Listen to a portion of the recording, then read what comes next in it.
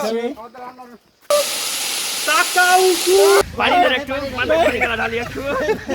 হাঁটুর নিচে পানি কিন্তু স্রোতে।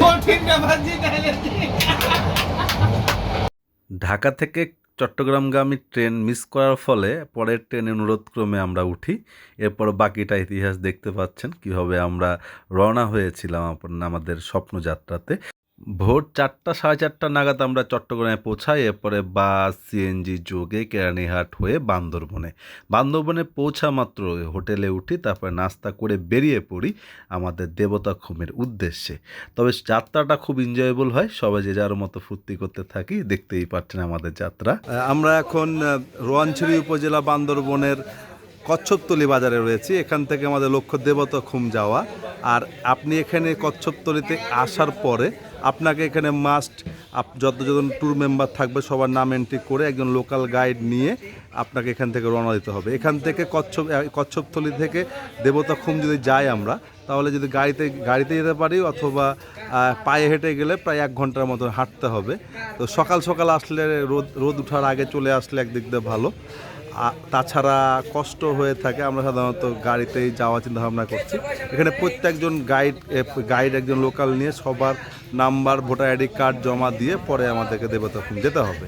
তো কচ্ছপতলিতে গাইড সংগ্রহ, নাম রেজিস্ট্রিকরণ, সেনা ক্যাম্পে তা পৌঁছে দিয়ে তারপরে আমাদের কাজ শুরু হয়। দেবতাখুমের উদ্দেশ্যে হাঁটা শুরু করেছি।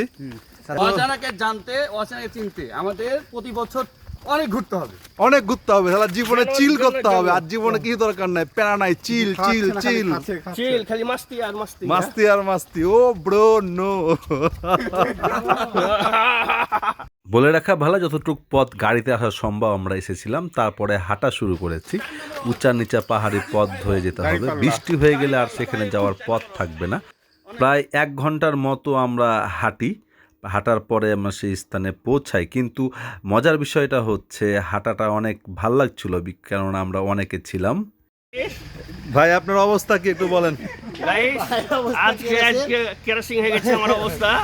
আমাকে কেউ নিয়ে যান এখান থেকে।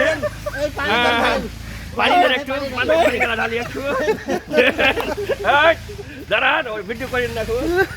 তাহলে ছবি তুলি, ভিডিও করলাম না। এরকম একটা ঝিরিপথ আমাদের সামনে এসে পড়ে। তারপরে এখান দিয়ে পার হয়ে আমরা যাই। মিলন ভাই পাথর দেখছিল, সাদা না কালো, দেখা যায়। পাহাড়ি ছড়ার তীব্রতা, খরস্রোতা নদী যাকে বলে, আপনি এখানে যা দাঁড়ানো যায় নাই। হাঁটুর নিচে পানি কিন্তু স্রোতের বেগ এত বেশি, আপনি চিন্তাও করতে পারবেন না। এভাবেই পর্যটকরা এখানে আসে যখন বুঝতে পারে না পানির স্রোত এবং তীব্রতা স্রোতে, তখনই দুর্ঘটনাগুলো ঘটে। অবশ্যই গাইডের কথা মেনে চলবেন। এই আমার মতো যারা অলস প্রকৃতির, তাদের জন্য ট্রেকিং ট্যুরগুলো রীতিমতো ভয়াবহ। ছোট ছোট পাহাড়, তৈরি করা পথ, হাঁটতেও সীমাহীন কষ্ট। আর সবুজের মাঠ দিয়ে হাঁটার অন্যরকমই একটা অনুভূতি।